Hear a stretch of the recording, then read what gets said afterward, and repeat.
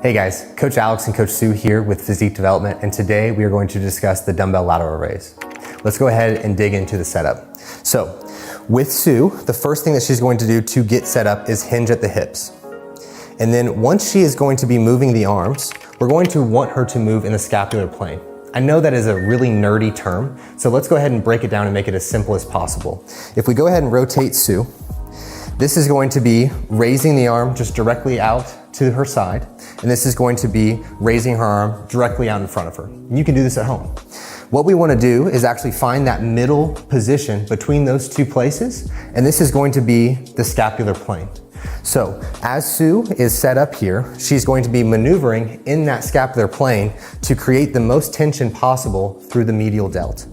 And so from this positioning, what Sue is going to do is simply, as she gets started, will drive the arms out in a fashion that is going to be acceleratory.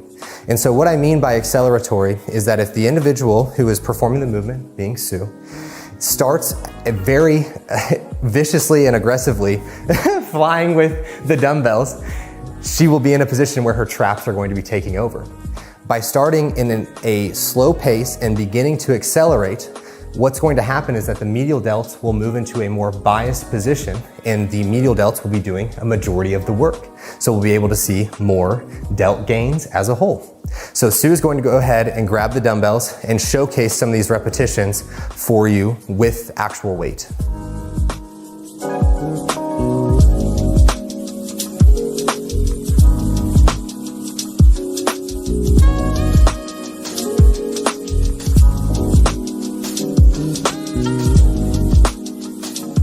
These are the common mistakes that we see within this movement.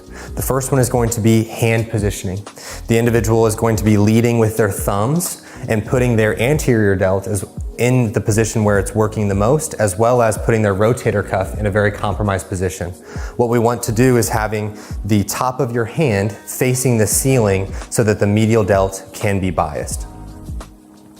The second mistake is going to be generating far too much momentum out of the bottom position. I had to get out of the way for that one. What this is going to do is going to cause the traps to take a majority of the load, and once it's already initiated and created that momentum, the medial delt is not going to be doing a whole lot of work.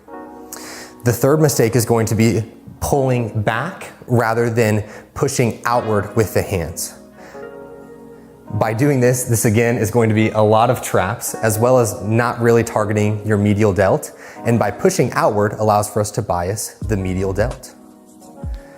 The fourth and final mistake that we commonly see is going to be bringing the dumbbells out in front of you and feeling as though that they have to touch with every single repetition.